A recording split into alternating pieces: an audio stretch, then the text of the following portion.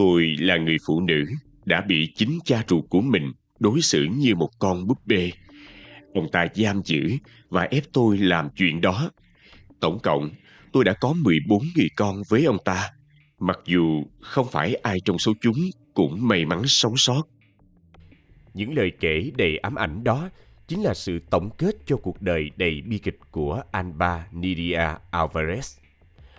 Đây là một trong những vụ án nổi tiếng và tàn bạo nhất trong lịch sử Colombia. Nạn nhân đã phải đối mặt với vô số khó khăn, nhưng bất chấp tất cả, cô ấy đã cố gắng xây dựng một cuộc sống mới cho bản thân và các con của mình.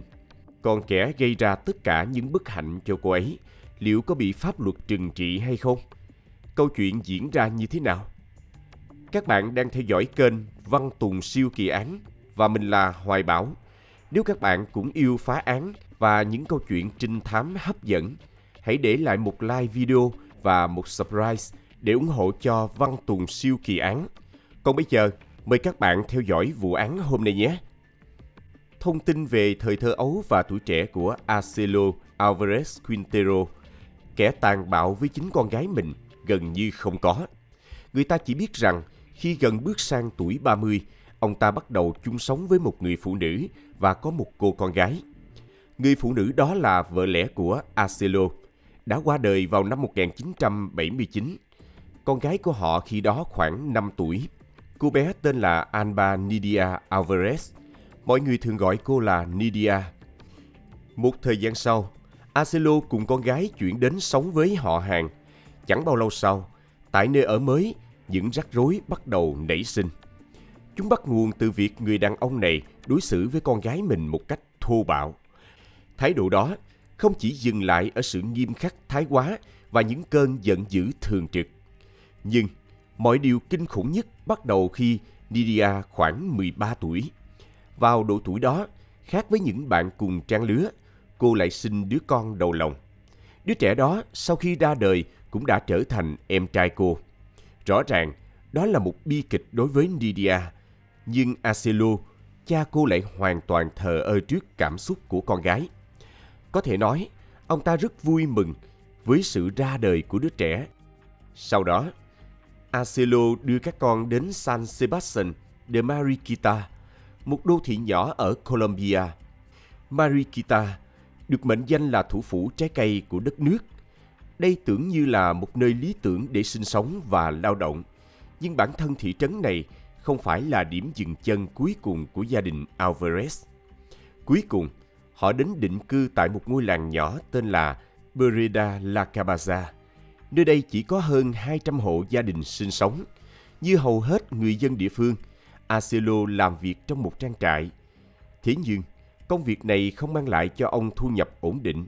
Vì vậy, gia đình Alvarez đã phải chuyển đến sống trong một ngôi nhà bỏ hoang.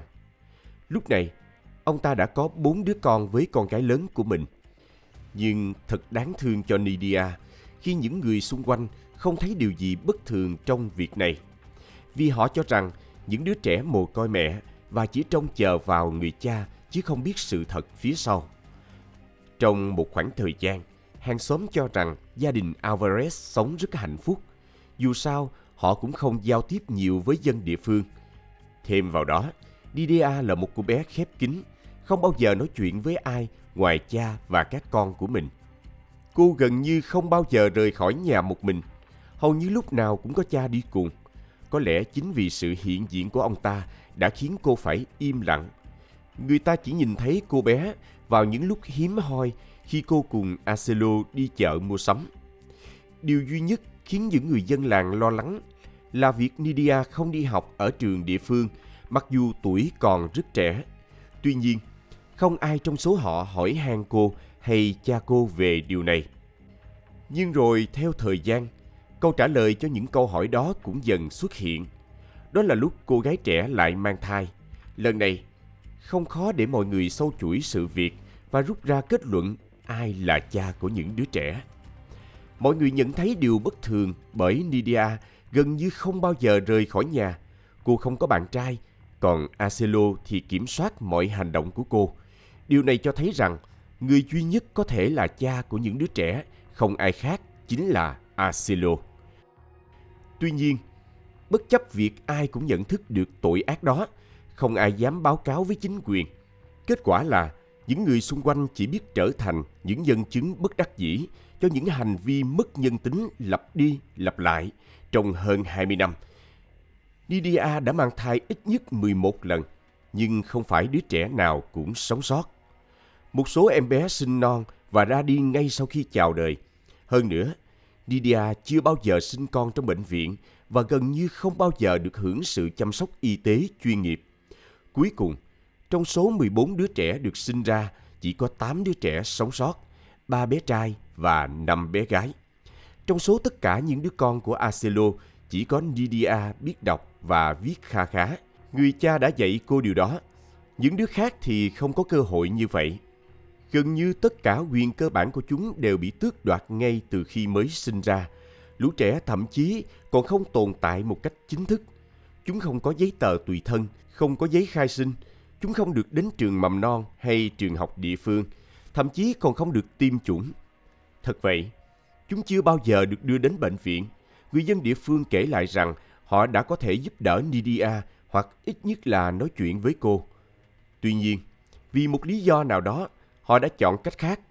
Họ công khai chỉ trích Nidia vì đã ngủ với cha mình, như thể cô có lựa chọn khác.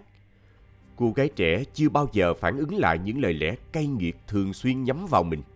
Cô chỉ im lặng. Có lẽ Acelo đã biến cô thành con người như vậy. Cô không bao giờ dám cãi lại ông ta, cũng như không bao giờ dám lên án hành vi sai trái của ông ta đối với mình. Theo lời kể của người hàng xóm, Acelo luôn tỏ ra là một người đàn ông nghiêm khắc và đứng đắn. Ông ta quả thực rất cực đoan, đến nỗi dân làng đều sợ hãi, lo lắng ông ta sẽ làm hại họ.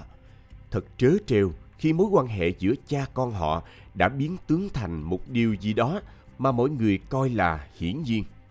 Đó giống như một bí mật mà ai cũng biết, một bí mật được chia sẻ bởi tất cả cư dân trong ngôi làng nhỏ bé này. Thỉnh thoảng, những nhân viên của ban giáo dục địa phương và đại diện nhà thờ cũng đến thăm nhà của gia đình Alvarez. Họ muốn Acelo cho phép con cái mình được đến trường, được học hành và trở thành người bình thường. Và dĩ nhiên, với tính cách của Acelo, tất cả những chuyến thăm đó đều không mang lại kết quả như mong muốn. Thậm chí, những người đến thăm, họ cũng không để tâm đến việc các đứa trẻ chưa được đăng ký khai sinh hợp pháp. Chưa kể đến những dấu hiệu rõ ràng cho thấy mối quan hệ trái luân thường đạo lý giữa hai cha con Acelo. Có lẽ ông ta quá may mắn khi chính quyền không quan tâm đến ông ta hay tình huống bất thường xảy ra tại ngôi nhà đó. Và điều này cứ như vậy tiếp diễn. Nidia cùng những đứa con của cô sẽ không thể thoát khỏi cuộc sống tăm tối đó. Nhưng rồi, một phép màu cuối cùng cũng đến. Điều đó xảy ra khi Acelo thực sự đi quá giới hạn. Theo lời kể của Nidia, sau một thời gian dài, cha cô đã bắt đầu có dấu hiệu chán ghét cô. Ông ta bắt đầu để mắt đến một trong những cô con gái khác của mình. Hơn nữa, ông ta còn ép buộc các con trai của mình cũng phải làm điều tương tự như mình. Điều này khiến cho Nidia vô cùng lo sợ. Vốn đã không còn thiết sống nữa và gần như chấp nhận buông xuôi số phận, nhưng hành động vô nhân tính của cha đã khiến cô không thể để số phận bi thảm của mình lặp lại với các con của mình. Trong tình huống này, có người đã nói rằng chính những thế lực siêu nhiên đã can thiệp và đặt dấu chấm hết cho tội ác của Acelo. Khi ấy, có một người đàn ông bất ngờ xuất hiện. Ông có tên là Orlando Marin, một mục sư của giáo hội ngũ tuần thống nhất quốc tế, thường xuyên thực hiện các chuyến hành hương đến các thị trấn và làng mạc nhỏ. Trong một lần ghé thăm, mục sư Orlando đã biết được về hoàn cảnh của Nidia. Đó chính là bước ngoặt trong cuộc đời của người phụ nữ này. Cô tìm thấy sự hỗ trợ từ vị mục sư và quyết định giải bày tất cả. Vị mục sư khuyên Nidia nên đưa các con rời khỏi nhà. Tuy nhiên, những tháng năm dài sống dưới sự trói buộc của người cha đã kìm hãm cô. Cô đánh mất khả năng đưa ra những quyết định đúng đắn. Người phụ nữ này không biết gì ngoài sự bạo hành mà cô đã phải hứng chịu ngay từ khi còn nhỏ. Nhưng rồi, điều gì đó đã giúp cô quyết tâm và đứng lên chống lại Acelo. Cùng lúc đó, dư luận thế giới bàng hoàng trước một vụ việc kinh hoàng khác. Vụ án Elizabeth Swizzle, người cha Joseph Fiesel đã giam giữ con gái mình trong một căn hầm bí mật dưới tầng hầm của gia đình trong suốt 24 năm. Trong thời gian bị giam cầm, Elizabeth đã sinh cho kẻ tấn công mình 7 đứa con. Có thể bạn đã từng nghe qua vụ án này. Nó khủng khiếp và gây sốc đến mức mọi người trên toàn thế giới đều mong muốn làm mọi thứ có thể để điều tương tự không bao giờ xảy ra nữa. Ở một mức độ nào đó, chính sự lan truyền mạnh mẽ của vụ án này đã thúc đẩy Nidia đưa ra quyết định cuối cùng. Nỗi sợ hãi rằng cha cô có thể tiếp tục gây tội ác, nhưng lần này là nhắm vào con của cô, chứ không phải bản thân cô nữa.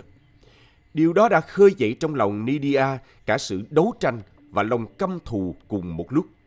Người phụ nữ này hiểu rằng không ai ngoài bản thân cô có thể bảo vệ con cái mình. Cô không thể để chúng tiếp tục trở thành nạn nhân của con quái vật mà chúng buộc phải gọi là cha. Cuối cùng, Nidia đã dám thách thức người đàn ông đó. Trong những tình huống tương tự trước đây, Acelo thường đáp trả bằng bạo lực. Đó là cách mà ông ta đã sử dụng trong nhiều năm. Bằng cách đó, ông ta khiến lũ trẻ phải phục tùng mình. Bất kỳ nỗ lực nào từ phía các em, dù là nhỏ nhất để thể hiện sự bất đồng quan điểm, đều kết thúc bằng bạo lực từ phía ông ta. Nhưng lần này, mọi chuyện đã khác. Có lẽ Nidia đã bùng nổ đến mức khiến Acelo nao núng. Ông ta không có bất kỳ phản ứng nào trước hành động của con gái lớn. Cuối cùng, với sự ủng hộ của phần lớn các con, Nidia đã rời khỏi nơi đã giam hãm mình trong đau khổ. Thế nhưng, hai đứa con trai lớn của người phụ nữ này đã đứng về phía cha và ở lại với ông ta. Thật khó để nói chính xác cảm xúc nào đã dẫn dắt chúng đến quyết định đó. Sau khi rời khỏi nhà, Nidia cùng các con đến Marikita. Tại đây, lần đầu tiên trong đời, Nidia chính thức tố cáo hành vi của cha mình và tìm kiếm sự giúp đỡ từ cơ quan thực thi pháp luật. Ban đầu, cô chỉ dám cáo buộc cha mình về hành vi đánh đập. Tuy nhiên, chỉ vài ngày sau, cô đã mở rộng đơn tố cáo, kể về những hành vi cưỡng ép và tấn công kéo dài hơn 2 thập kỷ. Tất nhiên, trước khi thực hiện bất kỳ hành động nào, chính quyền cần phải tiến hành điều tra riêng. Họ cần xác minh những cáo buộc mà người phụ nữ này đã đưa ra. Những quy định như vậy của cơ quan chức năng đôi khi mất khá nhiều thời gian và không phải lúc nào cơ quan thực thi pháp luật cũng nhanh chóng vào cuộc. Và có lẽ thời gian chính là thứ mà Nidia và những đứa con của cô không có. Họ đang sống trong một căn nhà thuê và số tiền tiết kiệm của họ đang dần cạn kiệt. Họ không thể đánh mất mái nhà của mình và bản thân Nidia cũng chưa thể tìm được việc làm ngay. Thế nhưng, trong cái rủi lại có cái may. Nidia đã tìm được việc làm tại một nhà hàng địa phương. Người phụ nữ này phải làm việc 15 tiếng mỗi ngày vì tương lai của con cái mình. Trong khi đó, dường như chính quyền địa phương không hề có tiến triển trong việc làm sáng tỏ vụ án này và họ chỉ lãng phí thời gian. Điều này càng khiến tình hình của Nidia và những đứa con thêm phần khó khăn. Họ không hề nhận được sự hỗ trợ và giúp đỡ mà luật pháp quy định. Có vẻ như các cơ quan thực thi pháp luật Colombia chỉ đơn giản là không mặn mà điều tra vụ án này. Những người duy nhất nỗ lực giải quyết vấn đề là đại diện của Bộ Gia đình. Họ đã công khai câu chuyện và báo cáo với các quan chức địa phương. Cuối cùng, chính quyền đã tự mình đến ngôi nhà mà Nidia và những đứa con từng sinh sống. Sau đó, họ đã tiết lộ một số chi tiết của vụ án cho giới truyền thông. Những chi tiết về cuộc sống của Nidia đã biến vụ việc này trở thành một trong những vụ án gây chấn động nhất dư luận cả nước. Những tháng ngày điều tra sau đó tập trung vào việc thu thập lời khai của các nhân chứng nhằm chứng minh những cáo buộc của Nidia đối với cha cô là đúng sự thật. Vào tháng 1 năm 2009, chính quyền cuối cùng đã có đủ bằng chứng thu thập để truy tố Acelo Alvarez Quintero. Sau đó, Văn phòng Tổng chưởng lý đã ban hành lệnh điều tra đầy đủ và kỹ lưỡng tất cả các khía cạnh của tội ác mà ông ta gây ra. Vào nửa cuối tháng 3 năm đó, các nhà điều tra hình sự và tư pháp đã chấm dứt sự vô tội của tên ác nhân này. Chiến dịch bắt giữ Acelo chỉ kéo dài vài giờ. Tên bệnh hoạn này bị bắt tại một đồn điền mía, nơi ông ta lẫn trốn trong những tháng ngày gần đây. Trong lời khai đầu tiên sau khi bị bắt, gã cho biết ông ta chưa bao giờ ép buộc con gái mình làm chuyện đó. Acelo khai rằng Nidia thậm chí còn không phải là con ruột của mình. Theo lời khai của Acelo, Nidia là con nuôi được nhận nuôi từ khi còn nhỏ và cô không nhớ điều đó. Tóm lại, ông ta cố gắng bác bỏ phần lớn những cáo buộc mà cơ quan chức năng đưa ra. Nghe những lời khai của cha mình, Nidia tuyên bố rằng ông ta đang cố tình lợi dụng lập luận về việc nhận con nuôi để biện minh cho hành vi mất nhân tính của mình.